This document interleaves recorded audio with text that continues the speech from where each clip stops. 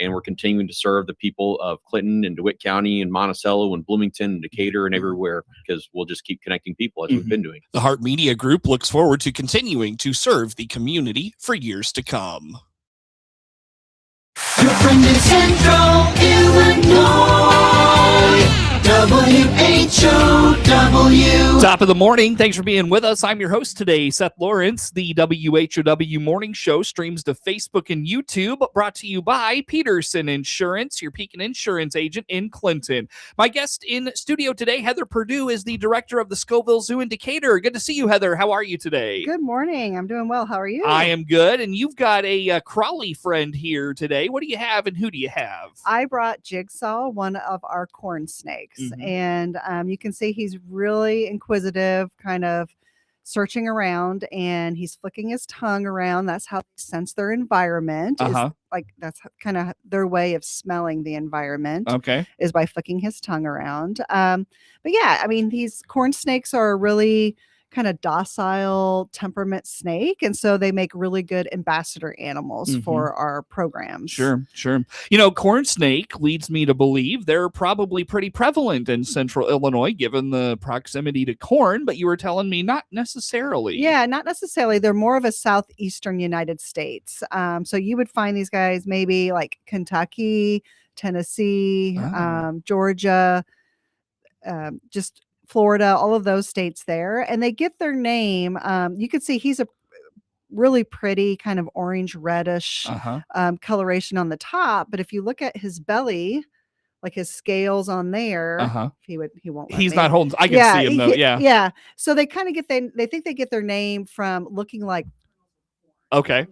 Yeah. I gotta shorten the mic. Sorry. Okay. The Indian corn. Kernels, and so that's where they get their name. Okay. And you may find them in barns and in cornfields and stuff, but they're also found in wooded areas. So relatively safe snake. Yeah, they're a safe snake. They're not venomous or anything. So if you were to see them in the wild, you would not need to worry about anything from them. Sure. They kind of get a bad rap though, because a lot of people they can look similar to a copperhead, and so obviously that is a venomous snake. So these guys sometimes are killed out of fear because they do feel like fear that they are a venomous snake, but they are not. They're very critical for the ecocenter or the ecosystem.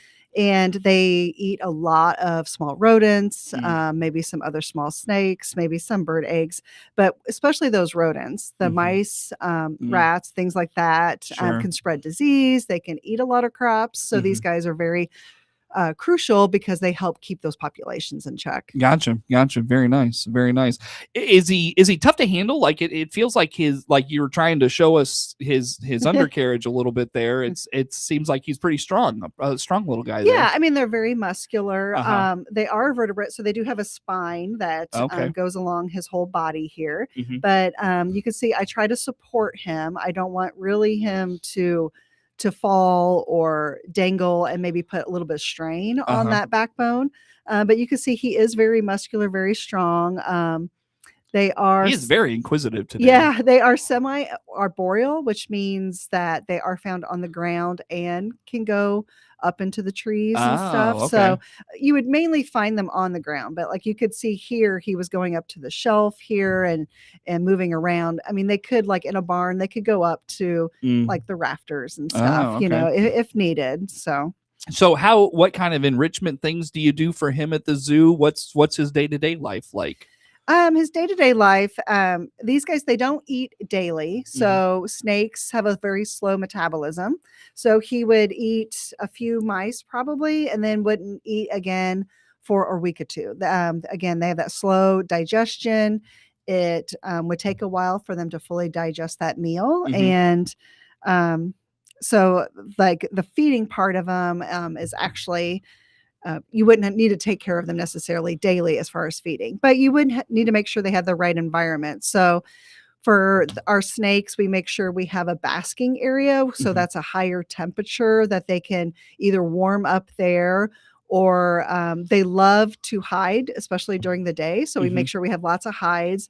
And any of the enrichment that we would do would be environmental a lot of times. So it's maybe moving like in the wild. They would have to search out or seek hot spots. If the sun's shining, if it's a cool morning, they're going to come out in the sun. Even though they normally would hide during the day, they want to warm up because again, their body temperature is dependent on what the environmental temperature is. Sure. So just moving things around a lot in their environment. Is he on display during the day at the zoo when he's not out for the mobile program? He is not. He's actually with our other ambassador corn snakes, and they're kept in a separate building. Okay. So we prefer not to take our animals off exhibit. So then when people do come to the zoo and they're walking through our reptile building, they can still see those animals in their habitats there. How do corn snakes get along with each other? We are able to house a couple of them together. We actually, I think we received 5 of them from another zoo when they were very little. They were little hatchlings, and we got them. So he will be 4 years old this summer. You can see he's pretty big, pretty good size. How long is he? He's like what, like 3 3 feet? feet? Yeah, 3, 4 So feet. yeah. And they will continue to grow. I mean, they won't get too much bigger than this. They may get a little bit longer. Maybe they get a little bit thicker. And they can live, usually at the zoo, we've had them live up to almost 20 years. Oh, so they're wow. pretty long lived for a snake this size. Sure. Heather Purdeu, Scovill Zoo, our guest in studio today. She's got Jigsaw, the corn snake, with us here for today. And they shed their skin like what, once a year or twice a year? Usually a couple times a year. Okay. So like we're always shedding our skin cells. Like you get dry skin and but snakes, they will shed their whole body as long as they have good moisture, good humidity to help release that old skin cells, and then they will kind of slither out of that shed. And those are really neat. We love to use those for programs as well to show the kids all of the, even like their eyes, like they will shed the lining of the the eyes, lining right? of the eyes and everything. So it's really neat. Wow, that's really cool. That is neat. When was the last time he did that? I am not sure, but we will see them. They'll get really cloudy. So right now he's really pretty, but he'll get grayer, and then we'll know that, oh, he's looking pretty cloudy. His eyes are looking kind of cloudy. So then we know he's getting ready to shed. So at that point, once they're shedding, we do not handle them because they could be a little bit more sensitive to their, just to touch and everything. And plus we know they're not going to eat either when they're getting ready to shed. Sure. Gotcha. What's kind of the conservation message with the corn snake when you take him out? These guys are, we call it a least concern, which means that they're pretty well found still in the environment. However, in some states like Florida, we have seen a decline in the wild populations, and it's probably due to habitat loss.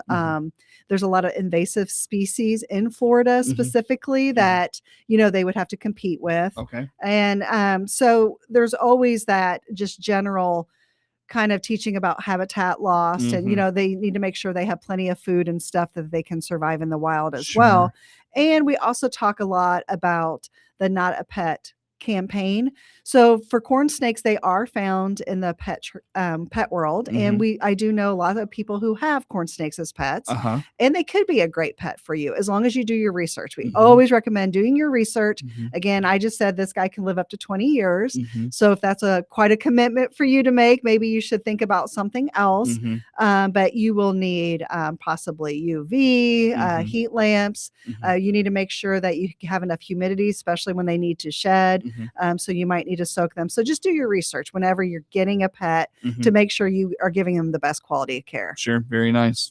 So Jigsaw the corn snake with Heather Purdeu, our guest in studio here for today. Do you want to put him away, or is he? He's doing okay. Okay. All right. Yep. It feels like he's very squirrely this morning. Very really into whatever's on the desk. I don't know. So he's just checking everything out. Yeah, for sure. Do you let kids pet him and stuff like that? Yeah. We always recommend. They really don't like their heads messed with anyway, because that's going to be a very vulnerable part of their body. But yeah, we love to hold out, especially, he's pretty long here, so they can touch their body. And there is a lot of fear with snakes, and we recognize that. But most kids, you develop fears by watching how other people react, or maybe you have an incident that happened that causes that fear. Sure. So most kids don't instinctually have that fear, so we love to use them for programs. They can touch them. A lot of kids think they're going to be slimy and gross, but they're like, oh, actually that's not that bad. They're just very smooth and a little dry. Yeah, and they're dry, and you could feel like how muscular and stuff they are. Yeah, for sure. So interesting. Very nice. So yeah, that's a good program. And we were talking before we got started. Right now, the mobile zoo program really kind of limited because it's yellow bus season at the zoo, right? Yes, and this is kind of my PSA for anyone coming to the zoo right now. If you come during the week, the next few weeks, earlier in the day, you will see lots of school children there. So if you have the opportunity and you want to come in the afternoon when it's a little bit less busy, that would be my recommendation. Gotcha. So we have kids that show up as early as like 9:15. We open at 9:30. So they're heading into the zoo. But yes, right now we have hundreds of kids coming every day. Yeah, for sure. Very good. So the school bus season is upon us as the end of the school year comes up for sure. Very good. Well, I'll tell you what, on that note, Heather, we've got a lot to get to in terms of things happening in May and programs and such. So let's go ahead and break here before we get into that and have to interrupt. Okay. What's the best way for folks to learn about all things Scovill Zoo, follow along with what you've got going on? How about that? We're very active with our Facebook page, and we have an Instagram page, and you could just check out our website at scovillzoo.com. And if you ever have any questions, you could call us at 217-421-7435. Easy enough. Heather Purdeu, Executive Director of the Scovill Zoo Indicators, my guest on the Zoom here this morning. More to come with Heather coming up on the WHOW Morning Show. WHOW.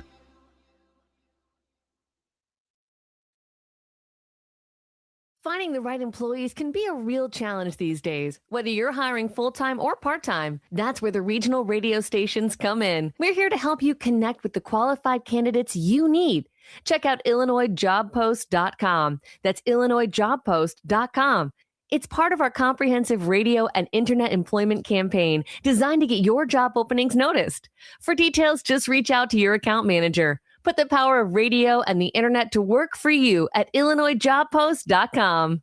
Hey everyone, Paul Scarron here, CEO of Warner Hospital. Spring in Central Illinois is beautiful, unless allergies are slowing you down. If you're dealing with sneezing, congestion, itchy eyes, or sinus pressure, our experienced providers at Warner Hospital and Health Services in Clinton are here to help. We offer fast, personalized treatment to get you breathing easier and feeling better. Don't let allergies take over your spring. Call or visit us today. Warner Hospital and Health Services, quality care right here, right now. DeWittDailyNews.com is the area's leading local news source 24 hours a day, 7 days a week.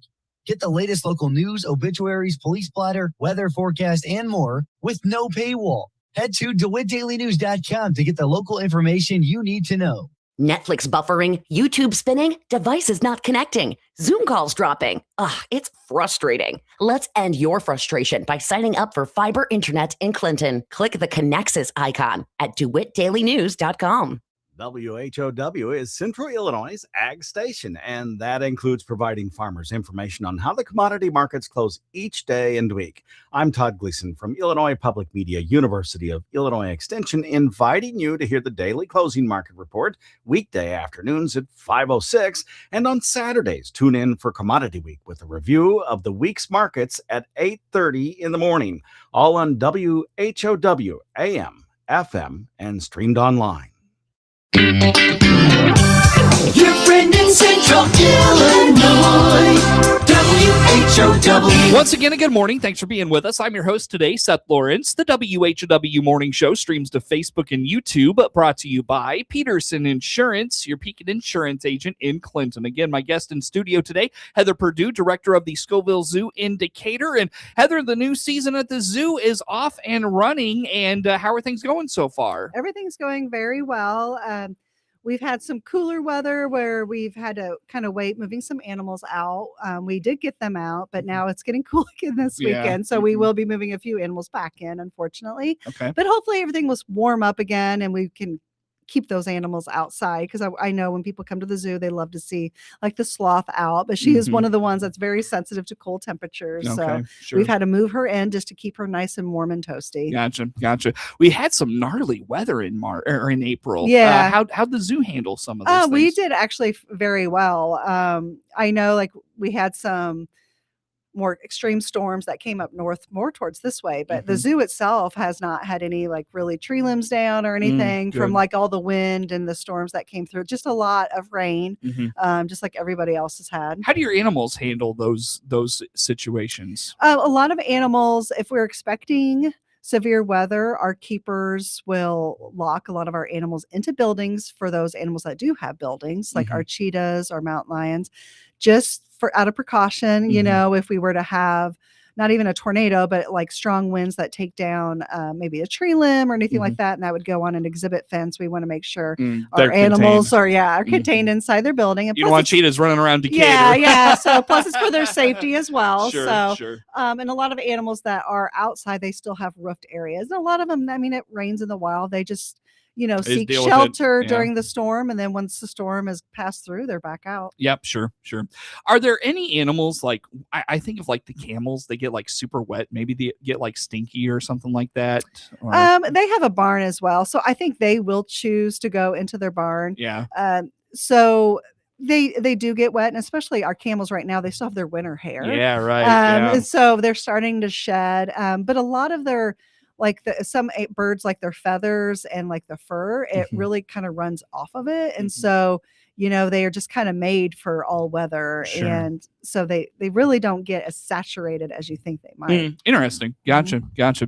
When it comes to the calendar of events in May, I know, May is really loaded for you. We talked about school bus season in the first segment. Are there still, if there's maybe last minute inquiries about a class group coming out or anything, is there still spots available? Yeah, there are still spots available. We just ask that you please call us.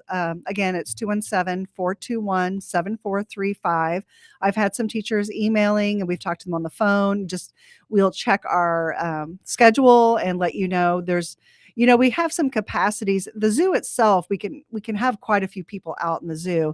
Our limitations are really the train and our parking. So it's just the parking, we can usually make adjustments, but the train, again, if you have so many kids, it takes so long for the train, there may just be a wait. And depending on if you have a really short time that you could be at the zoo, the train may not be an option. Yeah, the train may not be an option, or we pick a different day with maybe less people. Sure, very good. So inquire about that. Let's get to the month of May and the events on the calendar here, Heather. What do you have coming up? Well, we have coming up this on Monday, the 4th, dementia friendly. We have a couple hours from 1 to 3 on May 4th, and that happens the first Monday of every month through our seasons. Through October will be our last month, and we have people from CHELP that are there. This was something that we did in coordination with them. They wanted to have a way where they can reach out to those with dementia and their caretakers to come out and just, maybe get them outside, get them out walking around. And then it's also if you have any questions, maybe you are now taking care of a parent that is showing some early signs of dementia, and you just want some resources. CHELP is there to help give you those resources, and maybe you can help kind of talk to other people who are also in the same situation. Nice. And again, we found that like during COVID, when everybody was kind of, stuck indoors during that time, it's really hard. Like that socialization and just getting out is very critical to their, well-being. Sure. So. Yeah. Very good. So first Monday of the month, and that obviously comes up on May the 4th, which is this coming Monday. And I didn't even mention it's, between 1 and 3, those with dementia and their caretakers can come into the zoo for free. Okay. Sure. And then, like I said, we'll have those that organization there as well. Very good. Very good. What else you got on the calendar for May, Heather? Oh, we have Mother's Day, which is a very important day coming up for everyone. So the weekend of the 9th and the 10th, we have mothers get in for free all day, those 2 days. And that's usually a very busy weekend for us. Hopefully the weather is really nice and you can come out with, the families come out. And we're also doing something new this year. We're doing a Muffins with Moms. We do ask that you pre-register for this event. And it starts at 8:30 on Saturday the 9th. And it's cost $10. And that's for an adult or a child. And it's to help, you get breakfast, muffins, juice, coffee, and then we will take you around and kind of highlight some of our animal moms at the zoo. We have a baby howler monkey. We have some pregnant goats, hopefully. And so we can talk about things like that. You get into the zoo a little bit earlier, and moms are also free for this event. So again, it's just, the other family members, it's $10 a person, but we just ask that you call and register for that. Very good. So put those things on the calendar. May, a busy month at the zoo. And as we get into the summertime, Heather, any events or things going on you want to put out there for us? Yeah, we have right now we're still in our spring hours. So during the week we open every day at 9:30, but Monday through Friday we close at 4. That's when our gift shop closes, and then our zoo grounds close at 5. And on weekends right now we are open an hour later, so you could get in until 5, and then our zoo grounds will close at 6. And then starting Memorial Day weekend is when we switch to those summer hours, where every day you can get into the zoo until 5, and then the zoo grounds will close at 6. All right, very good. So keep that in mind. Coming up in June, we go to summer hours. Am I remembering right? June, we also start Free Thursday at the zoo? Yeah, so we do not have any free admission days in May. We have a lot of school groups in there, and it would just be really hard to accommodate everybody coming in on a free admission day, but those will start in June. They will be Thursdays. So our first free Thursday will be June 4th. Very good. So keep that in mind. Summer camps going on this year? Yeah, we do have summer camps, and a lot of them are already full. So if you still need to sign up a kid for our summer camps, please go online and check those out. You will see which camps are still available. We do have a Zoo Buddies class that's coming up on May 12th. That's for 3 to 5-year-olds. And we do have some spots in our 10 a.m. and 2 p.m. classes.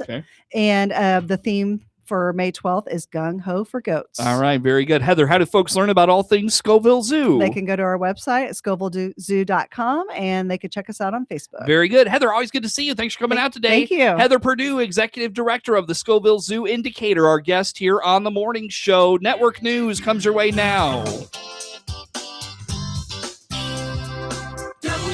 WHOW.